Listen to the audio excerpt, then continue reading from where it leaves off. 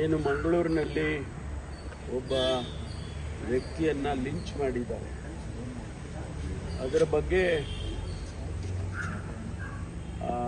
ಯಾರು ಲಿಂಚ್ ಮಾಡಿದ್ರು ಅವರನ್ನು ಇಂಟರೋಗೇಟ್ ಮಾಡುವಾಗ ಅವರು ಪಾಕಿಸ್ತಾನ್ ಜಿಂದಾಬಾದ್ ಅಂತ ಹೇಳ್ದ ಅಂತೇಳಿ ಅವರು ಹೇಳಿದ್ದು, ನಾನು ಹೇಳಿದ್ದಲ್ಲ, ನೀವೆಲ್ಲ ನಾನೇ ಹೇಳ್ದಂಗೆ ಹೇಳ್ಬಿಟ್ಟಿದ್ದೀನಿ. ಅವರ ಪ್ರತಿಕ್ರಿಯೆಯಲ್ಲಿ ಆ ಮಾತು ಬಂದಿದೆ ಅಂತೇಳಿ ಅದನ್ನು ಫರ್ದರ್ ಇನ್ವೆಸ್ಟಿಗೇಷನ್ ಮಾಡ್ತಾ ಇದ್ದಾರೆ. It is only N expression by the those people whom we have arrested. Nearly 20 of them have been arrested now. 20 ಜನರನ್ನು ಹೆಚ್ಚು ಅರೆಸ್ಟ್ ಮಾಡಿದ್ದಾರೆ. ಅವರು ಆ ವ್ಯಕ್ತಿ ಎಲ್ಲಿಂದ ಬಂದರು, ಮೂಲ ಎಲ್ಲಿದ್ದು ಅದನ್ನೆಲ್ಲ ಫೈಂಡ್ ಔಟ್ ಮಾಡ್ತಾ ಇದ್ದಾರೆ. ಹಾಗಾಗಿ ಅದರ ಬಗ್ಗೆ ನಾವು ಕೂಡ ಭಾಳ ಗಂಭೀರವಾಗಿ ತಗೊಂಡಿದ್ದೇವೆ. ಇನ್ನು ಫರ್ದರ್ ಇನ್ವೆಸ್ಟಿಗೇಷನ್ ಕೂಡ ನಡೀತಾ ಇದೆ. ಯಾಕೆಂದರೆ ಅಲ್ಲಿ ಕ್ರಿಕೆಟ್ ಆಡೋದಕ್ಕೆ ಹೋದಂಥವರೆಲ್ಲ ಭಾಳ ಜನ ಇದ್ದಾರೆ. ಅವರನ್ನೆಲ್ಲರನ್ನೂ ಕೂಡ ಅವರು ಕರೆದು ಮಾತನಾಡಿ ಅವರಿಂದ ಮಾಹಿತಿಗಳನ್ನು ಕೂಡ ಕಲೆ ಹಾಕ್ತಾ ಇದ್ದಾರೆ. So investigation is very serious. ಇದು just a clarification I just wanted to tell that it is not my statement, it is the expression made by those people who were involved in that lynching. ಅದರಿಂದ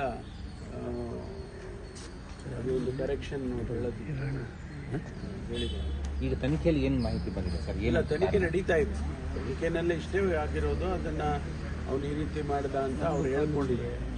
ಅವ್ರು ಈ ರೀತಿ ಮಾಡಿದ, ಅದಕ್ಕೆ ಮಾಡಿದ್ವಿ ಅಂತ ಹೇಳ್ಕೊಂಡಿದ್ದಾರೆ ಅಂತ. ಇನ್ನು ನಾನು ಅದಕ್ಕೆ ನೆನ್ನೆ ಹೇಳಿದೆ, ನನ್ನ ಫುಲ್ ರಿಪೋರ್ಟ್ ಬಂದ ಮೇಲೆ ನಾನು ಶೇರ್ ಮಾಡ್ತೇನೆ ಅಂತ.